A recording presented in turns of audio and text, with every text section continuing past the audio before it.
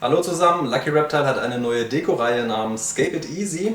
Dieses Modell hier ist der Rocky Canyon, den möchte ich kurz vorstellen und noch ein Terrarium einrichten für Langschwanzeidechsen der Gattung Tachydromus.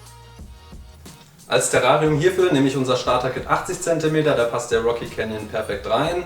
In etwas breiteren und tieferen Terrarien ist es auch kein Problem, dann einfach den freien Bereich mit etwas Substrat auffüllen. Als erstes nehme ich den Bodenteil. Der ist wirklich schön strukturiert. Wir haben zwei integrierte Höhlen. Die Deckel sind auch abnehmbar, dass ihr einen einfachen Zugang habt. Und die sind auch aus einem schwereren Material gefertigt, was gut Wärme speichert. Also auch ideal, um an der Stelle, wenn zum Beispiel ein Spottstrahler darauf gerichtet ist, eine kleine Wärmeinsel zu schaffen. Außerdem haben wir hier noch zwei Aussparungen mit Futter- und Wassernapf. Wenn man die nicht benötigt, kann man die auch sehr gut für andere Zwecke verwenden, zum Beispiel als kleine Pflanzschale. Als nächstes kommt dann die Rückwand rein.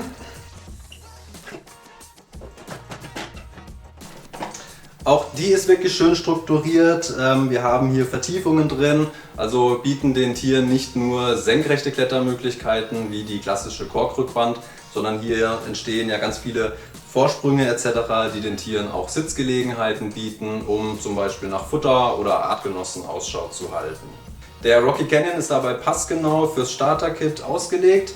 Natürlich entstehen zwischen Terrarienwand und der Landschaft kleine Spalten, die könnt ihr ganz einfach mit feinem Sand oder feinem Substrat auffüllen, um zu vermeiden, dass sich dort Futterinsekten verstecken können.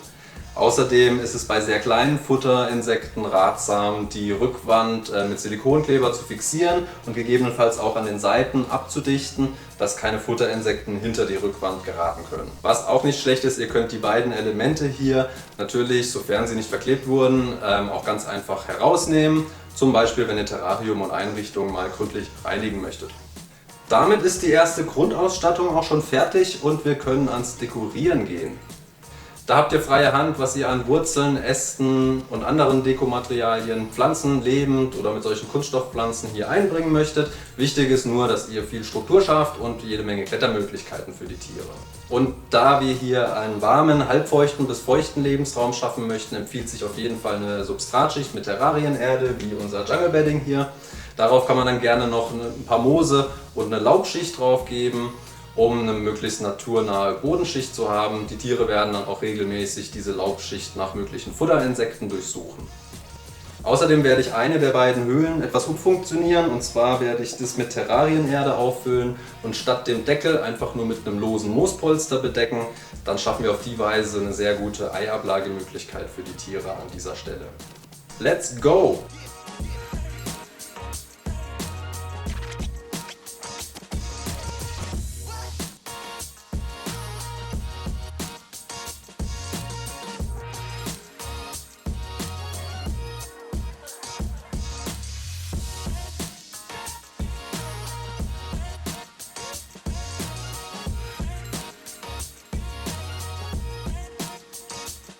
So, fertig eingerichtet und mit angeschlossener Technik sieht das am Ende so aus. Dabei ist ein kleiner Fehler passiert. Die Lüftung, die seitliche hier, gehört eigentlich auf diese Seite, damit ein Luftstrom vom kühleren zum wärmeren Bereich auch gelingt. Das Starter-Kit ist mit einer UV-T5-Röhre und einem Niedervoltspot ausgestattet. Für den Niedervoltspot würde ich 20 oder 35 Watt empfehlen für Langschwanzeidechsen. Damit ist das Terrarium eigentlich fertig. Ich würde es jetzt noch 2-3 Tage einlaufen lassen, einfach damit sich das Terrarienklima einpendelt, bevor die Tiere einziehen. Also ganz normal sprühen, Beleuchtung tagsüber anlassen, nachts aus, so als wenn das Terrarium bewohnt wäre. Bis es soweit ist, kann ich euch ja noch etwas über die 6-Streifen-Langschwanzeidechse Tachydromus sexlineatus erzählen. Sie ist derzeit eine von 25 Arten der Gattung Tachydromus. Das Verbreitungsgebiet ist recht groß, erstreckt sich von Indien über Südchina, Thailand bis rein nach Indonesien und dort bewohnt sie hauptsächlich lichte Wälder und Graslandschaften. Darauf kann man auch ein Stück weit vom Körperbau her schließen. Die Tiere sind ja sehr schlank und leicht, haben im Verhältnis aber auch sehr große Füße und Zehen und natürlich einen enorm langen Schwanz, der namengebend ist. Und es dient in erster Linie auch der Gewichtsverteilung. So ist es den Tieren möglich, sich nicht nur sehr schnell durch hohes Gras durchzubewegen oder auch höhere Gräser zu erklimmen. Sie sind auch in der Lage, auf höherem Gras wirklich sich fortzubewegen.